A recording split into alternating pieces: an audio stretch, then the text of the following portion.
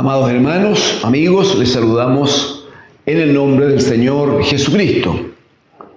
Quiero invitarles a que compartamos la lectura de la palabra del Señor. Primera de Corintios capítulo 10 en el Nuevo Testamento, ¿no? Primera de Corintios capítulo 10.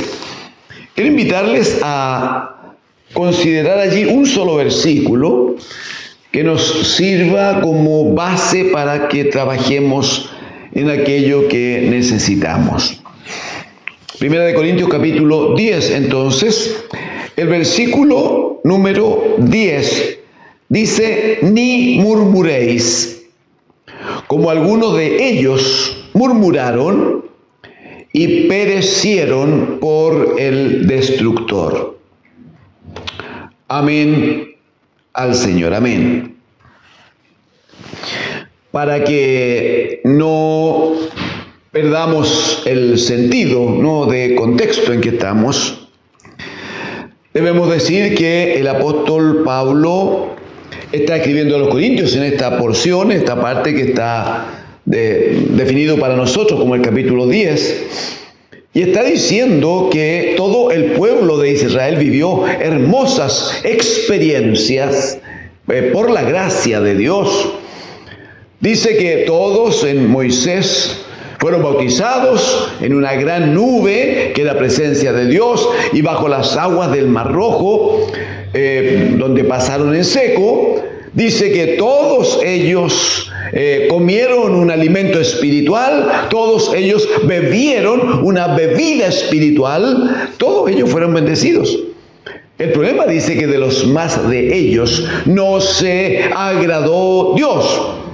¿Y por qué no se agradó? Porque dirá en el versículo 6 que ellos codiciaron cosas malas. Dirá en el versículo 7 que ellos fueron idólatras. Dirá en el versículo 8 que ellos fornicaron. Y no solo referido a la fornicación de la carne, sino que amaron, buscaron y se entregaron a la adoración de otros dioses, dioses muertos, dioses que no podían escucharle.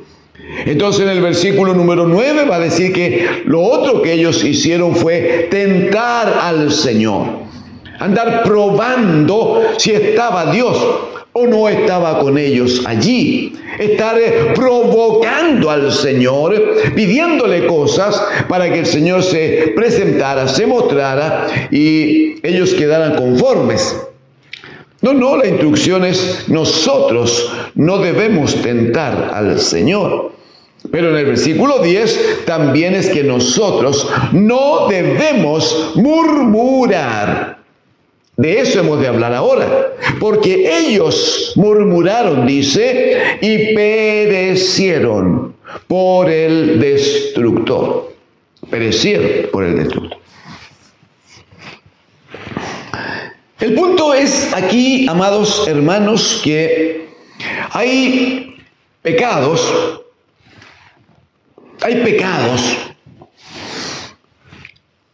que la iglesia del Señor y bueno, también los hombres califican como pecados grandes, pecados malos, ¿no? Pecados terribles, y no falta quien dice: no, yo no soy malo porque no cometo ni este pecado, ni aquel, ni el otro, que según ellos serían los pecados peores.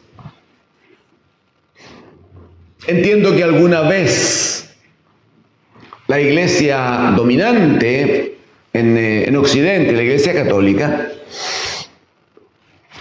clasificó los pecados en a lo menos dos grupos y dijo que había pecados mortales y había pecados, le llamó veniales.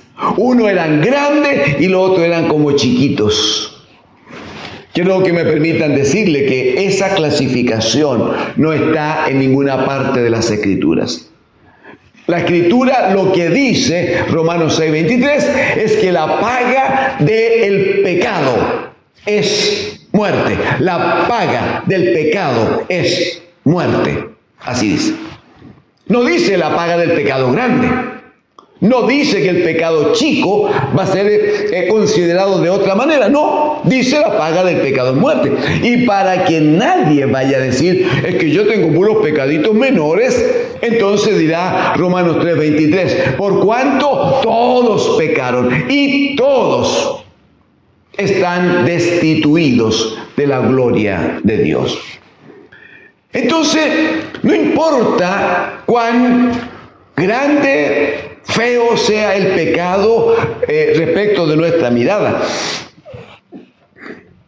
Lo que debe importarnos es cómo lo ve el Señor. Y la Escritura dice aquí que respecto al pecado del que hoy hablamos, la murmuración, dice claramente que a causa de que el pueblo de Israel murmuró en el desierto, veremos un par de casos, murmuró en el desierto, dice que el destructor vino sobre ellos y terminaron, simplemente fueron eliminados. Dice, perecieron por el destructor. Mire por favor lo que dice en Éxodo capítulo 16, Éxodo, segundo libro en la Biblia, por favor, en el capítulo 16, mire cómo está dicho los dos primeros versículos. Leo, dice, partió luego de Elim, está hablando de todo el pueblo, partió luego de Elim toda la congregación de los hijos de Israel y vino al desierto de Sin, que está entre Elim y Sinaí, a los 15 días del segundo mes después que salieron de la tierra de Egipto, a los 15 días del segundo mes. O sea, había pasado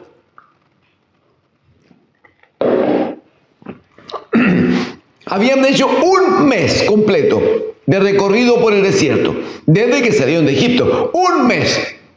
Habían pasado 15 días del segundo mes. O sea, de nuevo, al mes y medio, ahí está. Un mes y medio de que salieron de la esclavitud de Egipto. Hermanos, amigos, una salida que no fue accidental. No es que un día cualesquiera el faraón abrió las compuertas y dijo, ya pueden irse, hasta luego. No fue así. La iglesia lo sabe. A lo mejor hay personas que, aunque no se congregasen, también conocen de esto. La Escritura dice que Dios mismo endureció el corazón del faraón de tal manera que él se negó a dar salida a Israel después de 430 años de esclavitud. Entonces, ¿qué hizo el faraón? Se negó a que los hijos de Israel salieran al desierto. Y eso provocó que Dios tuvo que mandarle una plaga, y 2, y 3, y 4, hasta la número 9. Y en esas 9 plagas, terribles, hermano. En un momento todas las aguas se convirtieron en sangre. De tal manera que ¿cómo podían beber eso? En otro momento todo el aire se convirtió en tinieblas, dice, tan espesas que no podía un hombre ver a su hermano que estaba al frente de él. Nadie pudo trabajar, nadie pudo atender a su quehacer, nada. Otra plaga fue que se llenó de ranas todos los espacios, adentro y fuera de las casas. Ustedes seguramente se imaginan lo que es querer ir a acostarse y encontrar que la cama está cubierta de ranas, querer meter los piececitos allí bajo las ropas de la cama y encontrarse con ranas que están saltando, croando, Hubo también plaga de piojos, hubo también una lluvia increíbles de enormes estos goterones de hielo que lo destruían todo, que lo rompían todo, pero no es tampoco eso fue todo, sino que dice que esta nieve que caía, ¿no?, transformado en pelotas de nieve, Dice que venían con fuego. Usted dice, pero que no es posible, una cosa es extremadamente helado, el otro es el fuego. Para nosotros hay cosas que son imposibles. Dios estaba lidiando con un faraón duro, durísimo, de gran carácter, que él mismo se creía Dios. Él disponía de la vida de los hombres. Él se hacía adorar como Dios y decía que él era el Dios. Entonces, contra ese hombre que se creía Dios, más todos los dioses paganos que se adoraban en Egipto, Jehová, Dios de los ejércitos, tuvo que mostrar su poder, tuvo que mostrar su autoridad, de tal manera que quedara muy claro quién era Dios. Y como ustedes saben, hasta esta manifestación de poder de Dios en la plaga número 9, el faraón se mantuvo firme, se negó, hasta que Dios mandó la plaga número 10, que fue la muerte de los primogénitos, a partir del primogénito del faraón. Cuando sintieron ese dolor que les hacía romper el alma, y en cada casa el dolor era el mismo, y en cada casa había gritos, había llanto, había dolor. Entonces los egipcios, a partir del faraón mismo, salieron a las calles a gritar a los hebreos que debían tomar sus cosas e irse rápido, porque no soportaron. Hermanos, amigos, después de estas 10 plagas que Dios manda contra Egipto, contra el pueblo, contra el rey de Egipto, después de estas 10 plagas, Israel sale de la esclavitud. Caminan 1 mes y medio, hermanos, caminan 1 mes y medio. Y mire lo que dice el versículo número 2 del capítulo 16. Toda la congregación de los hijos de Israel murmuró contra Moisés y Aarón en el desierto. Toda la congregación murmuró. Hermanos, llevaban 1 mes y medio. ¿Quién olvida después de 1 mes y medio lo que Dios había hecho con ellos estando en Egipto?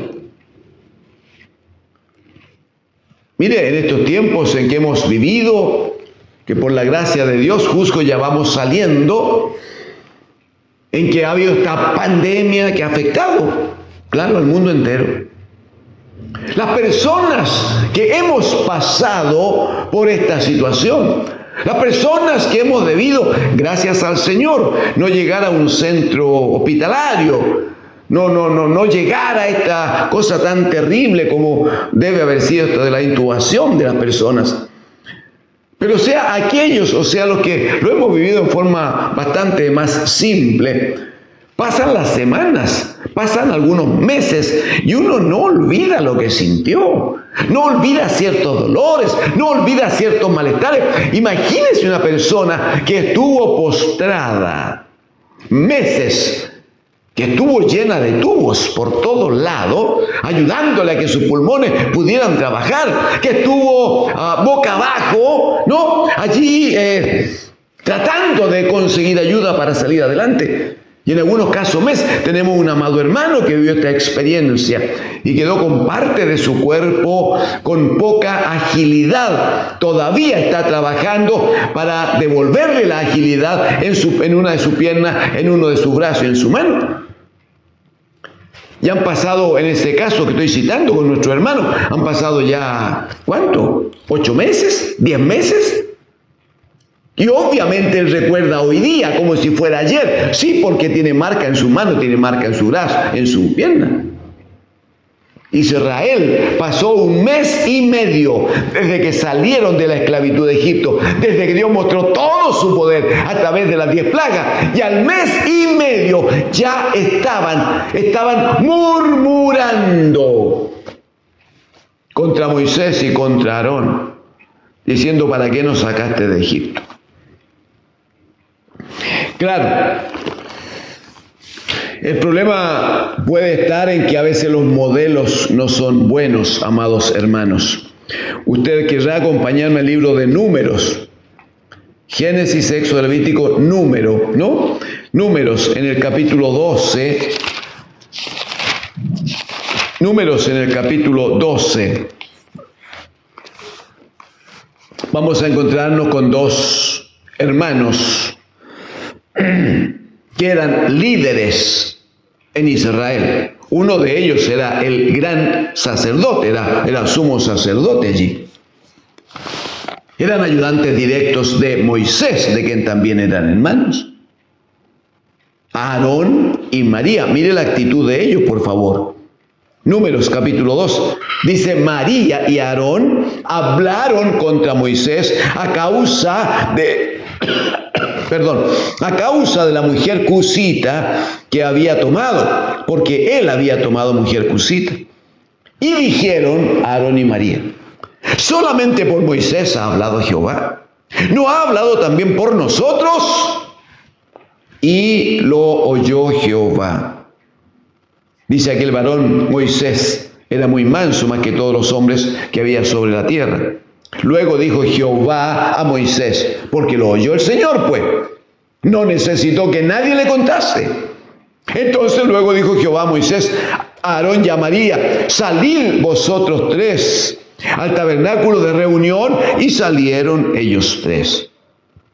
Entonces Jehová descendió en la columna de la nube y se puso a la puerta del tabernáculo, y llamó a Aarón y a María, y salieron ambos. Y el Señor le dijo: oíd ahora mis palabras.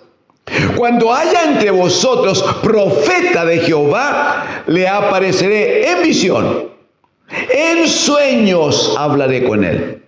Verso 7 dice: no así a mi siervo Moisés, que es fiel en toda mi casa. Aleluya. Está hablando Jehová el Señor, hermanos. Mira el testimonio que hay sobre Moisés. De hecho, en Hebreos capítulo 3, el Espíritu volverá a tocar la situación. Y cuando dice que hay que mirar a Cristo el Señor como el gran sacerdote que sobre la casa, no, el gran obispo también, dice que Jesucristo el Señor, dice, fue fiel sobre la casa, como lo fue Moisés, dice. O sea, el testimonio de Dios sobre el servicio de Moisés es extraordinario, es increíble. Entonces, ¿qué le dice Dios? Bueno, de aquí en adelante, cuando yo nombre un profeta, el profeta va a hablar lo que yo le diga. Sí, pero yo voy a hablar con el profeta a través de visiones, a través de sueños. Así voy a hablar con él. Pero con mi siervo Moisés, dice, que él es fiel en toda mi casa. Mira el versículo 8. Cara a cara, dice. Aleluya, hablaré con él y claramente, y no por figuras. Y verá, dice, la apariencia de Jehová. Entonces le pregunta a Aarón y a María: ¿por qué pues no tuvisteis temor de hablar contra mi siervo Moisés? Entonces la ira de Jehová se encendió contra ellos y se fue el Señor. Verso número 10, la nube se apartó del tabernáculo, y aquí que María estaba leprosa como la nieve. Leprosa. Y miró a Aarón a María, y aquí que estaba leprosa, y luego Aarón le pide a Moisés que ore por ella, y finalmente María, por orden de Dios, quedó leprosa 7 días fuera del campamento, como una mujer bajo maldición. Aarón y María, equivocados, no hay duda, se levantaron contra Moisés. Es imposible no decir que es bueno, amigos y hermanos, cuidar las murmuraciones. Es bueno no levantarse contra alguien que sea ungido del Señor. Yo no voy a hacer de esto una predicación, así como defendiendo el trabajo de los pastores, de los obispos. No me corresponde y creo que no estaría bien tampoco. Lo que sí digo, si hay alguien que ha sido ungido por Dios, si hay alguien de quien tenemos testimonio, que es un hombre de Dios, un obrero de Dios, por quien habla el Señor, por quien muestra autoridad el Señor, entonces no no se meta allí. No hable lo que no debe hablar. María tuvo la mala idea de hablar contra su hermano Moisés. María era mayor que Moisés. Habló contra Moisés, pero el problema es que Moisés era un obrero, un siervo de Dios, de quien Dios tenía un muy buen testimonio. Y esta María que se pone a hablar contra su hermano terminó leprosa. Debió haber quedado así y haber muerto de la lepra. Solo que Moisés oró por ella y el Señor dispuso que solo 7 días estuviera fuera de la casa como anatema por haber pecado al murmurar contra el obrero, contra el siervo del Señor. No debe hacerse, hermanos. Si el siervo del Señor lo hace mal, aquí hay argumento. Podrían decir, Aarón y María lo vieron así. Dijeron, no, es que estuvo mal lo que hizo Moisés, porque tomó una mujer cusita. Si era mujer cusita, era porque no era israelita, no era del pueblo de Dios. Se equivocó, al parecer, ¿por qué no? Pero ¿quién juzga esas cosas? ¿El dueño del siervo, el dueño del criado o el otro criado? El Pablo le va a decir a los romanos que no tienen que andar juzgando al criado de otro señor. No tienen que juzgar al otro criado. Porque dice, para su señor vive o para su señor muere. Si el que aplica disciplina es el Señor. Entonces, así como no hay que hablar contra un siervo, contra un obrero del Señor, el Santiago, el hermano de Jesucristo, el Señor, él lo dice de esta manera en Santiago capítulo 4.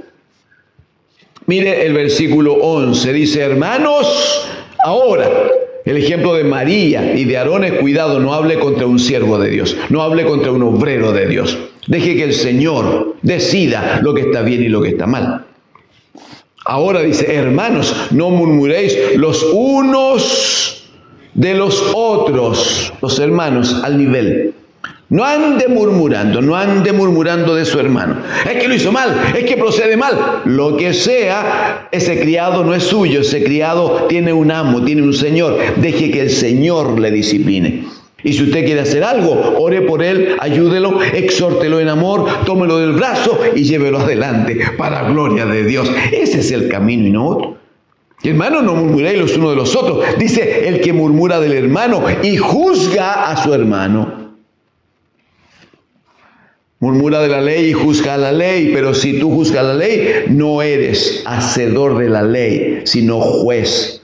Uno solo es el dador de la ley, por lo tanto, Él puede salvar y perder. Pero tú, ¿quién eres para que juzgues a otro?